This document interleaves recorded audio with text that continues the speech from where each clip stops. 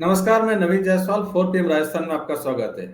आज इस वीडियो में हम बात करेंगे एक ऐसे प्रत्याशी की जो टिकट मिलने के 10वें दिन उस क्षेत्र में पहुंचे जहां से उन्हें चुनाव लड़ना है।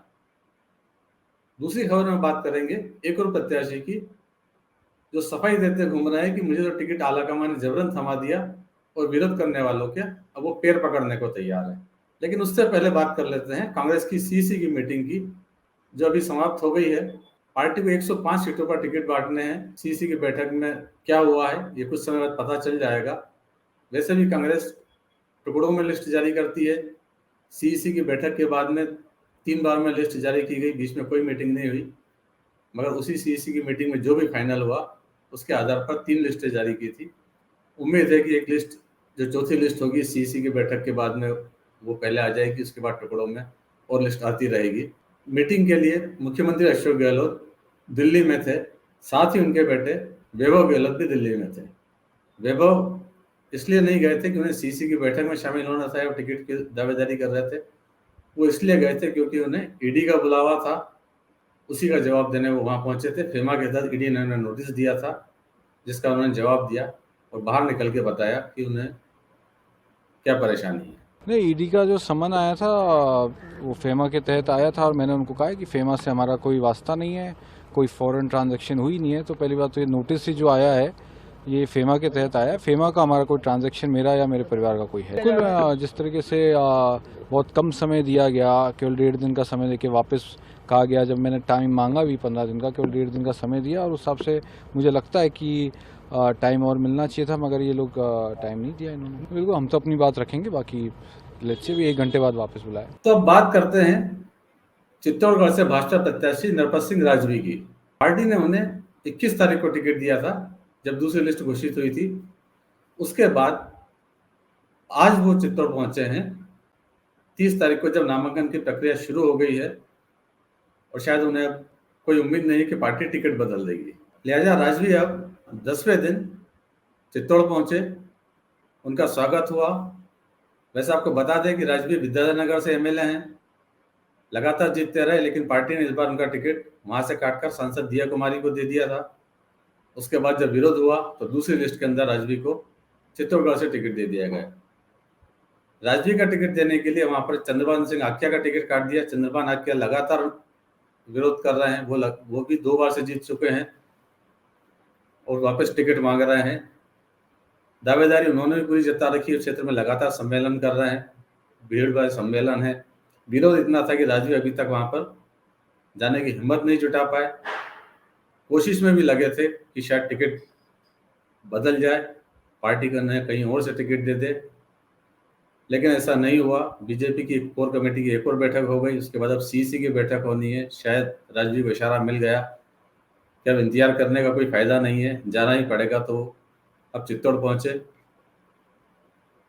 बड़ा स्वागत हुआ उनका, लेकिन जैसा कि बताया जा रहा है कि स्वागत करने वालों में स्थानीय लोग कम और उनके साथ आए हुए कार्यकर्ता और प्रदेश अध्यक्ष सीपी जोशी से जुड़े हुए लोग वो ज्यादा थे, क्योंकि कहीं ना कहीं माना जा रहा है कि सीपी जोशी का, जैसे कि चंद्रभान सिंह क्या आरोप लगा चुके हैं कि सीपी जोशी ने ही उनका टिकट कटवाया है। प्रदेश अध्यक्ष सीपी जोशी चित्तौड़ में रहते हैं, वहीं से सांसद भी हैं। चंद्रभान सिंह आख्या उन्हीं का विरोध कर रहे हैं। उन्होंने पार्टी के खिलाफ कुछ नहीं बोला, राजवी के खिलाफ भी नहीं बोला, लेकिन उनके समर्थक राजवी को बाहरी बताते रहे हैं।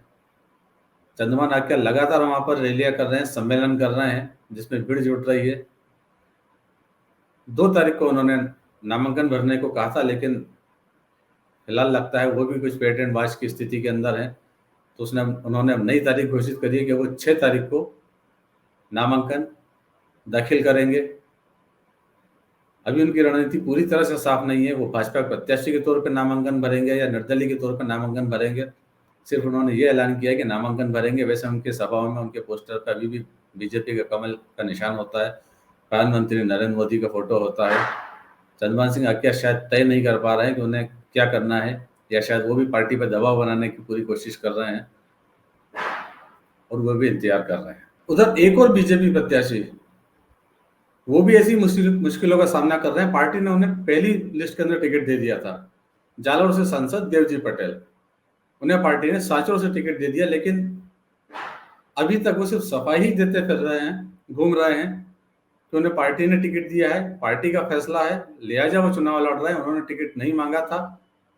बार बार सफाई दे रहे हैं। सफाई इसलिए देनी पड़ रही है कि यहाँ पर दानाराम चौधरी और जीवाराम चौधरी दोनों टिकट के लिए लड़ाई कर रहे थे और देवजी पटेल कहीं उनको समझौता कराने में लगे थे।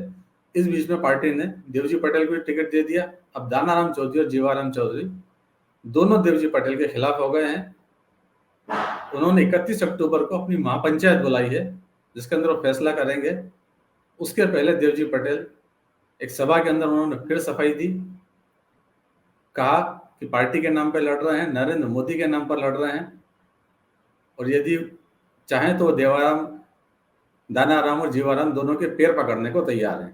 आदरणीय प्रधानमंत्री नरेंद्र मोदी जी रे वास्ते या भारतीय जनता पार्टी रो कार्यकर्ता कहे कि पहलो राष्ट्र पसे पार्टी पसे मोह, या भारतीय जनता पार्टी रे वास्ते और या हाचोरी आम जन रे वास्ते, हाचोरा जे गरीब है, हाचोरा किसान है, वो बात भाई रे वास्ते अगर दोनाराम जी ने जीवाराम जी ने वो खराब लागे हो तो मो जाइने पगे लागवाने तैयार हो साहब, ये हाचोर ने बताओ जरूरी।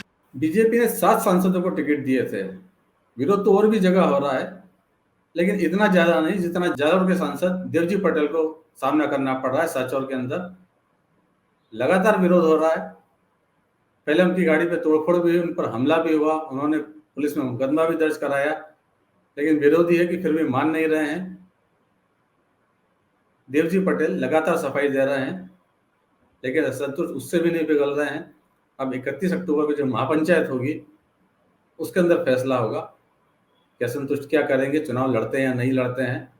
वैसे उन्होंने पूरी तैयारी कर रखी है। फिलहाल इस वीडियो में इतना ही।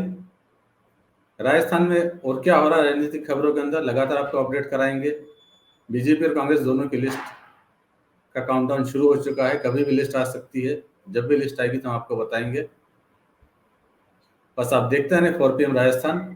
चैनल को ज़्यादा से ज़्यादा सब्सक्राइब करें और इस वीडियो के लिंक को ज़्यादा से ज़्यादा शेयर करें। नमस्कार।